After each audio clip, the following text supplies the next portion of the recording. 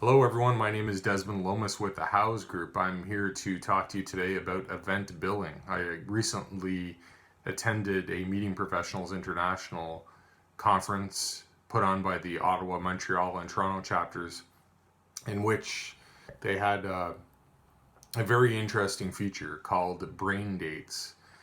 Braindates was a segment of the conference where myself as an attendee could create a topic, or at least feature a topic that I wanted to discuss, and other attendees could choose to join me in that conversation. And similarly, other attendees who chose could create their own discussion points, and other attendees could choose to join or not. So I joined Margaret Binns with the the Ontario Catholic School Trustees in her discussion about event billing. In fact, it was how to better review event invoices. So I noticed that it actually came out to 5 items or 5 tips, and I asked Margaret, who graciously accepted for me to present it as our House Group Top 5 for this month. So the first one was to pay special attention to on-consumption items. In Margaret's experience, she soft drinks and juices that go out for breaks.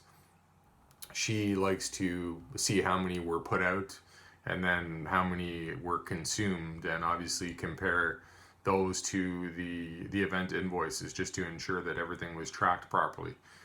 And the second one is to ensure you know how many drink tickets are issued for your receptions, and then compare them to the master bill. In other words, sometimes you might have a cash bar, but you might decide to issue 1 drink ticket per attendee, or perhaps there are sponsors or VIPs in the conference in which you want to ensure that they have a complimentary drink ticket.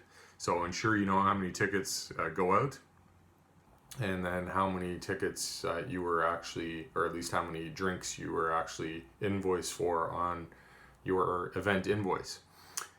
The other very important thing is to ensure that when you issue your rooming list for guest rooms to the hotel, assuming you've clearly indicated what rooms are to be billed to your master account, ensure that you see the hotel's copy of the rooming list, and hopefully before arrival, double check what they have, and similarly double check their final rooming list after the group is checked out.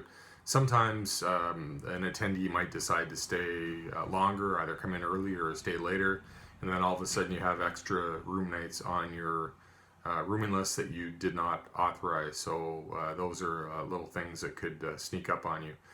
And the other thing would be to check the master bill very carefully for unauthorized charges. Might be incidental charges such as parking charges, could be restaurant charges that you did not authorize. Sometimes mistakes happen, and you might end up with items that you did not foresee on the bill. And then finally, make sure you clearly identify who has signing authority for the master bill. Hopefully that should be very few people in your organization to keep better controls. So maybe 1, 2, or 3 people have ultimate authority to assign charges to the master bill.